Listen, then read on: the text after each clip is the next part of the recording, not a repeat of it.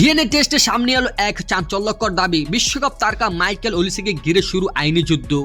বিশ্বকাপে ফ্রান্সের অন্যতম আলোচিত ফুটবলার মাইকেল ওলিসে এবার মাঠের পারফরমেন্স নয়, ব্যক্তিগত জীবনের এক বিস্ফোরক অভিযোগের কারণে শিরোনামে। এক জার্মান নারী দাবি করেছেন তার 20 মাস বয়সী কন্যা সন্তানের বাবা ওলিসে। এই দাবি ঘিরে ইতিমধ্যে শুরু হয়েছে আইনি লড়াই।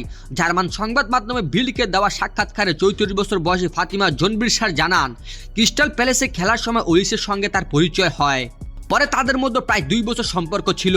বিচ্ছেদের মাত্র 2 সপ্তাহ পর তিনি জানতে পারেন যে তিনি অন্তঃসত্ত্বা। ফাতিমার দাবি, মিউনিখের করা একটি পিতৃত্ব পরীক্ষা নিশ্চিত করেছে যে তার মেয়ে আলিয়া নূরের বাবা মাইকেল ওলিসে। তবে অভিযোগ অনুযায়ী সন্তানের জন্মের পর থেকে ওলিসে কখনো মেয়ের সঙ্গে দেখা করেননি এবং কোনো আর্থিক সহায়তা দেননি। তার ভাষ্য, প্রথমে ওলিসের আইনজীবীরা মাসে 836 ইউরো, পরে 2000 ইউরো দেওয়ার প্রস্তাব দিল। বাস্তবে তিনি গত 2 বছরে কোনো অর্থ পাননি। তিনি বলেন, আমার সন্তানের প্রতি ওর এই নিষ্ঠুর আচরণ আমাকে ভীষণ কষ্ট দেয়।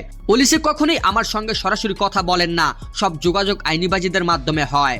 অন্যদিকে মাইকেল ওলিসের লিগ্যাল টিম ফাতিমার সব অভিযোগ অস্বীকার করেন।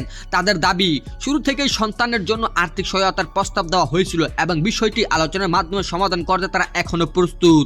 একই সঙ্গে তারা অভিযোগ করেছেন ফাতিমার নাকি মাসে 60,000 ইউরোর ভরণ পোষণের দাবি করেছেন। তবে এখনো পর্যন্ত আদালতের চূড়ান্ত রায় আসেনি।